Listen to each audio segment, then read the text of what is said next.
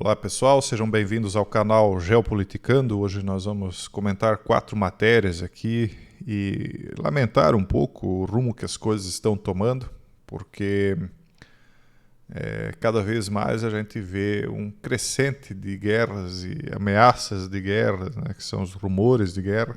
As coisas não estão indo num rumo de recuo, de apacentamento dos ânimos, não. Elas estão sendo direcionadas para um confronto. Isso é óbvio, né? E o que nos resta aqui é acompanhar, né? Torcer para que estejamos errados, né? Para que isso vá ter algum recuo em algum momento, mas parece que não. Nasrallah desafiou Israel a invadir o Líbano em um discurso e chamou isso de uma oportunidade histórica. Quem é o Nasrallah? É o líder do Hezbollah, que foi o grupo atingido pelas explosões dos pagers, né? E que chamou o líder do Comando Norte de Israel de tolo, se dirigindo aos israelenses deslocados no norte. Então é esse aqui. Ele disse que está pronto, esperando que as forças de Israel invadam seu território, desafiando isso em um discurso transmitido agora, na quinta-feira, ontem no caso, né? O que ele disse exatamente foi o seguinte, segundo o Jerusalem Post. O tolo líder do Comando Norte de Israel fala sobre uma zona de segurança dentro do território libanês. Estamos esperando vocês entrarem em território libanês, ele disse. Estamos esperando seus tanques e veremos isso como uma oportunidade histórica. Seu discurso estava originalmente planejado para ir ao ar na quarta, depois das primeiras explosões, mas acabou transmitido depois, na quinta, depois da segunda série de explosões de dispositivos, né? Então aqui o pessoal assistindo a declaração e não se vê aqui ninguém muito animado, o pessoal só pensativo, e acho que com um pensamento bem semelhante ao meu, vendo que isso aí só acirrou ainda mais os ânimos, isso não foi dissuasivo, né? No sentido de agora vamos ver se com isso eles vão perder o ânimo e vão desistir. Como diz essa matéria, inclusive, né? A operação do Pager deterá o Hezbollah e o Irã? Eu acho que não. Eu acho que isso acaba né, trazendo ainda mais vontade deles, né, de vingança, né? Porque, claro, acaba derrubando vários das fileiras do Hezbollah, mas acaba que outros vão substituir, né? Então você imagina, eu sempre vejo pela família, né? Porque são famílias grandes, aí você vai lá, atinge alguém da família, o outro talvez até nem era a favor de estar na guerra, talvez, né? Aí aquele, poxa, meu primo, né, foi atingido ali, claro, ele estava lá, não devia estar, mas acaba, né, entrando no lugar, substituindo como uma forma de tentar buscar vingança. Eu acho que isso não querendo imputar a culpa em um lado ou outro, isso é de lado a lado, né? Isso vem de muito tempo. Uma hora um bate, outra hora o outro bate, e isso aí não acaba nunca, né, pessoal? Aí eles perguntam, será que isso deterá o Hezbollah? Israel está preparado para a guerra caso isso não aconteça? Que vai vir a guerra, na minha opinião, né? Infelizmente. O gambito espetacular, aparentemente, tinha a intenção de servir como salva de abertura de uma grande operação terrestre. Todos os lados estão agora pensando suas opções, incluindo o conflito em larga escala. Então, não sei se era isso, porque qual é o argumento? Não, nós vamos destruir as fontes de comunicação, deixar eles no escuro, né, sem poder se comunicar entre si, e aí atacamos. Essa seria a ideia de quem diz que Israel fez isso intencionando cegar, digamos assim, as comunicações do Hezbollah. Mas aí o ataque terrestre acabou não vindo na sequência, teria que ter sido já na sequência, né? Não veio, então ou algo deu errado, ou não atingiu todos os alvos que eles gostariam, ou eventualmente não era exatamente isso que eles planejavam, né? Não era como as pessoas acreditavam, né? Que não, nós vamos fazer isso e já na sequência atacar. Talvez não era esse o objetivo. Então, a detonação de milhares de pagers do Hezbollah no Líbano e na Síria na terça foi um feito espetacular de inteligência, diz a matéria The Times of Israel. e o mais gritante dos contrastes com os fracassos objetos que permitiram a Hamas realizar sua invasão de 7 de outubro. A operação de Pagers, amplamente relatada como tem sido realizada por Israel, embora não reconhecido oficialmente assim, né? Mas teve aquele episódio do Netanyahu lá se passando por James Bond, então isso é uma forma de indiretamente reconhecer a autoria, né? Na minha visão. Aparentemente, essa operação foi planejada para servir em um futuro próximo como uma salva de abertura e uma grande ofensiva terrestre para esgotar e deter os Hezbollah, que isso, por sua vez, teria como objetivo criar as condições para uma restauração da segurança no norte e o retorno das dezenas de milhares de israelenses que foram forçados a deixar suas casas por quase um ano. Por quê? Porque o Hezbollah também tem feito os ataques de foguete lá no norte de Israel, né? Então, não tem santo nessa história, né? Infelizmente, o que a gente tem relatado aqui é aquilo que é profético, né? Guerras e rumores de guerra. Enquanto, né, todo mundo aí tem tanta riqueza, tanta possibilidade de ir adiante, né? E parece que o ser humano vai buscar a própria destruição, não tem jeito mesmo. E mudando um pouco, vamos vir aqui para o Ocidente. A reforma judicial de AMLO não é tirania, diz aqui o Juan David Rojas.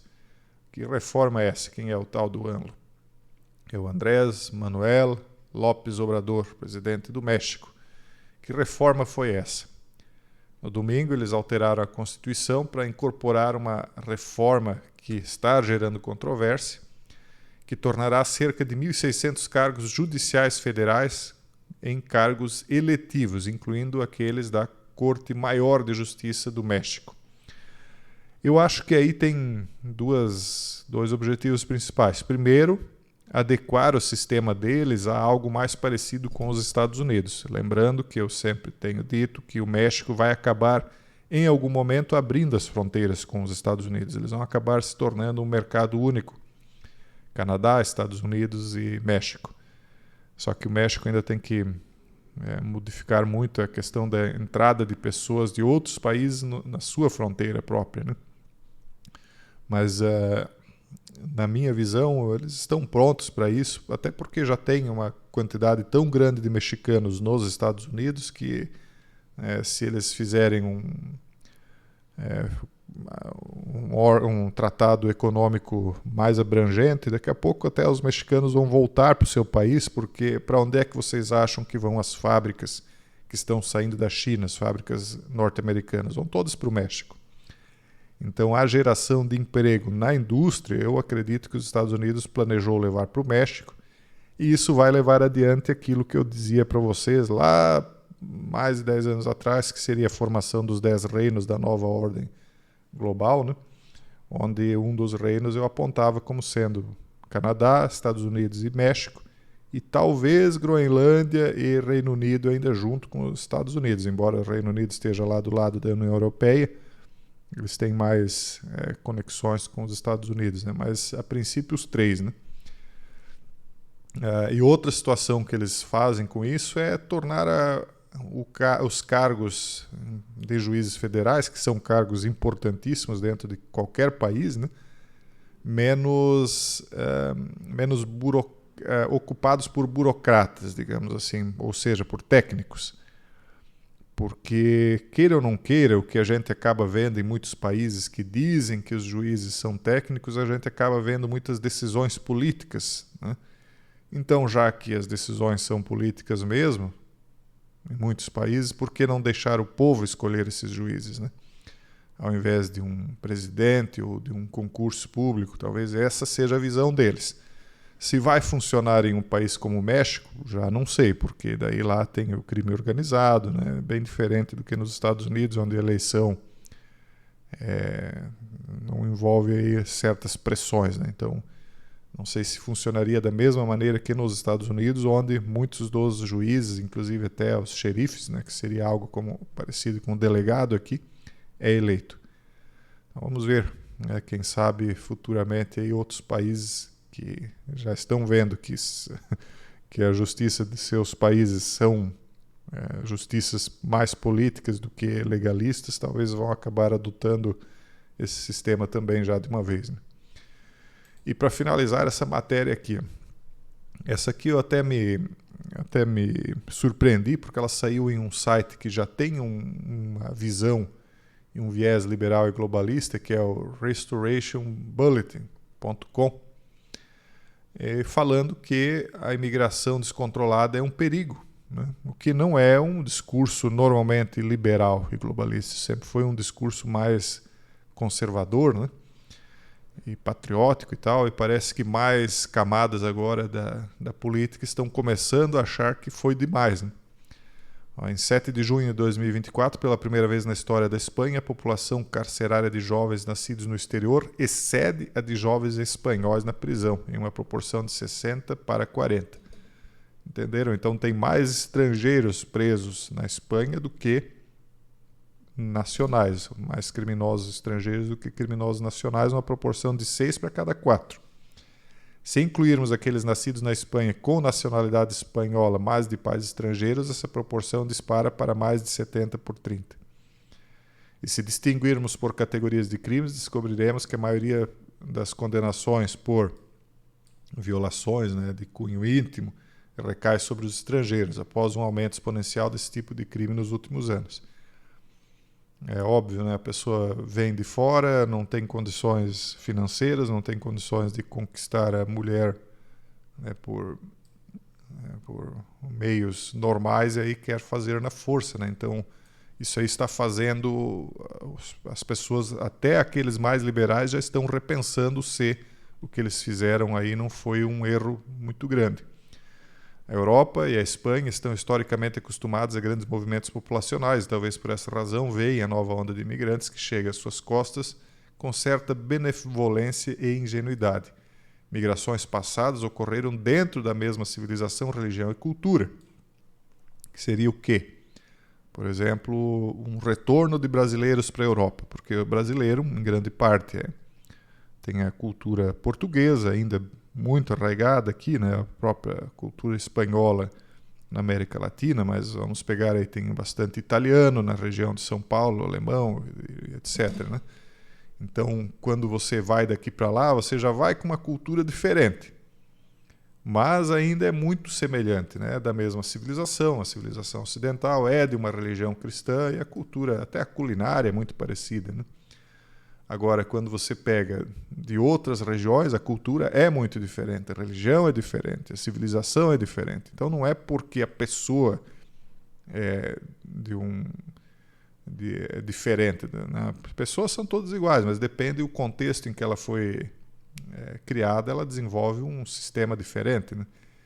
Então, nessa nova onda migratória, ela vem quase sempre predominantemente de países muçulmanos e da África subsaariana, que são muito distantes, se não opostos aos valores liberais de igualdade de gênero e liberdades do mundo ocidental, que também não é uma unanimidade, né? Tanto é que muitos de nós contestamos essa liberalidade.